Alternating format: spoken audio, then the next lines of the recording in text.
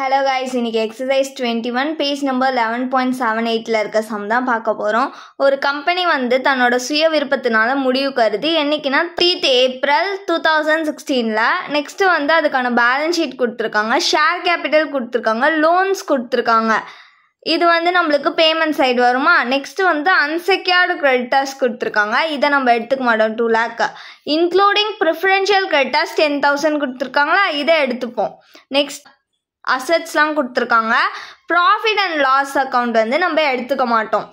இங்கே கீழே வந்து எல்லாமே ரீவேல்யூ பண்ண அமௌண்ட் கொடுத்துருக்காங்க. மிஷின் வந்து 1,20,000, ஃபிக்ஸ்ட் அசட் வந்து 40,000, டெப்டாஸ் வந்து 20,000, ஸ்டாக் வந்து 10,000. Bills receivable was only dishonoured, receivable வந்து டிஸானர்டு ஆயிடுச்சுன்றாங்களே. அப்படின்னா என்னன்னா, டெப்டாஸ் வந்து அவங்க கட்டக்கூடிய பில்லை வந்து கட்டாமல் விட்டுருவாங்க, அது வந்து நம்மளுக்கு லாஸ் ஆகிடும். ஸோ அதை தான் வந்து பில்ஸ் டிஸானர்டு சொல்லுவோம்.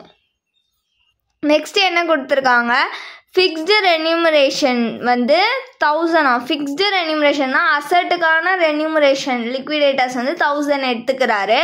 நெக்ஸ்ட்டு 2% வந்து அன்செக்யூர்டு கிரெடிட்டர்ஸ்லேருந்து எடுத்துக்கிறாரு. இந்த 2% தான் நம்ம ப்ரிஃபரன்ஷியல் கிரெடிட்டர்ஸ்க்குமே போடுவோம். நெக்ஸ்ட்டு லிக்விடேஷன் எக்ஸ்பென்சஸ் வந்து 1000 rupees-ஆம். இப்போது நம்மளை லிக்விடேட்டர்ஸோட ஃபைனல் ஸ்டேட்மெண்ட்டை ப்ரிப்பேர் பண்ண சொல்கிறாங்க. இப்போ சம்குள்ளே போகலாமா.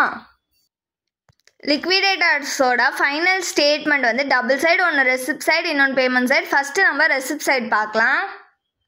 Receipt side first to total asset realised, அது கீழே நிறைய அசட்ஸ் கொடுத்துருக்காங்க. First machinery, next fixed asset, debtors, stock அப்புறம் கேஷ். இது எல்லாமே வந்து நம்ம கீழே அட்ஜஸ்ட்மெண்ட்டில் கொடுத்துருக்க அமௌண்ட் தான் எடுத்துப்போம். மிஷினரிக்கு வந்து 1,20,000 கொடுத்துருக்காங்க. ஃபிக்ஸ்ட் அசட்டுக்கு வந்து 40,000. நெக்ஸ்ட்டு டெப்டாஸ்க்கு 20,000, ஸ்டாக்கு 10,000, கேஷ்க்கு 5,000.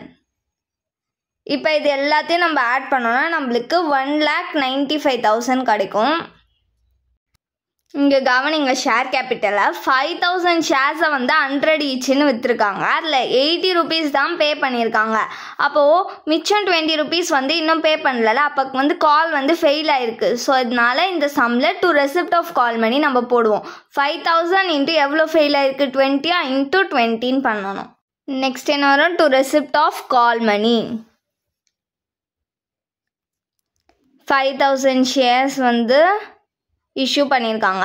அதில் 80 பே பண்ணிட்டாங்க, 20 rupees வந்து இன்னும் பே பண்ணல. ஸோ அந்த 20 இன்ட்டு 20, 5,000 இன்ட்டு 20, 1 lakh. அவ்வளோதான். ரெசிப்ட் சைடு வேறு எதுவுமே கொடுக்கல. இப்போ பேமெண்ட் சைடு என்ட்ரி பண்ணிக்கலாம். லீகல் சார்ஜஸ் போட்டு ஜஸ்ட் ஐஃபோன் போட்டுக்கோங்க. Next by liquidators remuneration on asset realised, on preferential creditors, on unsecured creditors. Asset ரியலைஸ்டுக்கு வந்து அவங்களே கேல்குலேட் பண்ணி கொடுத்துட்டாங்க கொஷின்லேயே. 1000 ஃபிக்ஸ்டு ரெனியூமரேஷன் இருக்குல்ல, அதுதான் fixed அசட்டோட remuneration 1000. Next preferential creditors வந்து கொஷினில் எவ்வளோ கொடுத்துருக்காங்க, 10,000 கொடுத்துருக்காங்க. 10,000 இன்ட்டு எவ்வளோ பர்சன்டேஜ், 2%. ஸோ 2/100. இதை நம்ம கேல்குலேட் பண்ணால் நம்மளுக்கு 200 கிடைக்கும். அன்செக்யூர்டு கிரெடிட்டர்ஸ்க்கு வந்து நம்ம கடைசியாக தான் கண்டுபிடிப்போம். நெக்ஸ்ட் என்ன கொடுத்துருக்காங்க, liquidation expenses by liquidation expenses. Liquidation expenses வந்து 1000. Next by loan,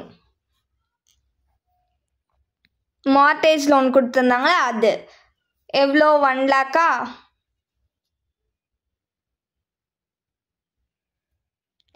next by preferential creditors 10,000 கொடுத்துருக்காங்க.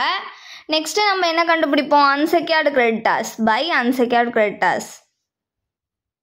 இப்போ நம்ம இதுக்கு ஒர்க்கிங் நோட்ஸ் பண்ணணும். ஃபஸ்ட்டு பேமெண்ட் சைடு நம்மளுக்கு தெரிஞ்ச அமௌண்ட்லாம் ஆட் பண்ணி ரெசிப்ட் சைடோட மைனஸ் பண்ணணும்.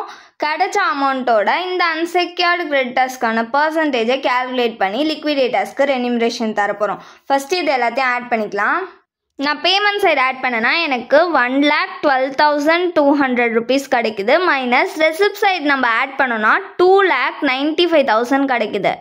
இப்போ இது ரெண்டுத்தையும் மைனஸ் பண்ணால் 1,82,800. இப்போ இதில் தான் நம்ம வந்து பர்சன்டேஜ் கேல்குலேட் பண்ணுவோம். எவ்வளோ பர்சன்டேஜ் கொடுத்துருக்காங்க? அன்செக்யூர்ட் கிரெடிட்டர்ஸ்க்கு 2% கொடுத்துருக்காங்க. 2/102. இங்கே மட்டும் எப்பயுமே 100 + அதோட பர்சன்டேஜை ஆட் பண்ணி தான் கீழே போடணும், மறந்துடாதீங்க, இல்லைனா தப்பாக வந்துடும் நம்மளுக்கு ஆன்சரு. இப்போ இதை நம்ம கேல்குலேட் பண்ணோன்னா நம்மளுக்கு 3,584.3 அப்படின்னு கிடைக்கும். 3 வந்து 5 விட பிலோ தானே, ஸோ நம்ம இதை எடுத்துக்க மாட்டோம். இதை எடுத்துகிட்டு போய் அங்கே சப்ஸ்டியூட் பண்ணிக்கலாம். எவ்வளோ கிடச்சிச்சு? 3,584 rupees. இப்போ இது எல்லாத்தையும் நம்ம ஆட் பண்ணிக்கிட்டோன்னா நம்மளுக்கு 4,784 rupees கிடைக்கும். இப்போ நம்மளுக்கு பேமெண்ட் சைடு எல்லாமே கிடச்சிருச்சா? இப்போ திரும்ப இதை ஆட் பண்ணி நம்ம ரெசிப்ட் சைடோட மைனஸ் பண்ணால் நம்மளுக்கு இந்த அன்செக்யூர்டு கிரெடிட்டர்ஸோட வேல்யூ கிடச்சிடும். இப்போ நான் பேமெண்ட் சைடு ஆட் பண்ணேன்னா எனக்கு 1,15,784 rupees கிடைக்குது. மைனஸ் ரெசிப்ட் சைடு எவ்வளோ? 2,95,000 இருந்துச்சா? இது ரெண்டுத்தையும் நம்ம மைனஸ் பண்ணிட்டோன்னா நம்மளுக்கு 1,79,216 rupees கிடைக்கும். இதை எடுத்துகிட்டு போய் அன்செக்யூர்ட் கிரெடிட்டர்ஸில் சப்ஸ்டியூட் பண்ணிக்கலாம். எவ்வளோ கிடச்சிச்சு? 1,79,216. இதை வந்து பாக்ஸ் போட்டு காமிச்சிக்கோங்க. நெக்ஸ்ட்டு நம்ம இப்போ பேமெண்ட் சைடு எல்லாத்தையும் ஆட் பண்ணோன்னா நம்மளுக்கு 2,95,000 வரும். இப்போ நம்ம ரெசிப்ட் சைடு ஆட் பண்ணோன்னா நம்மளுக்கு 2,95,000 கிடைக்கும். இப்போ ரெண்டு சைடுமே டேலி ஆயிடுச்சு. அவ்வளோதான் இந்த சம். தேங்க்யூ.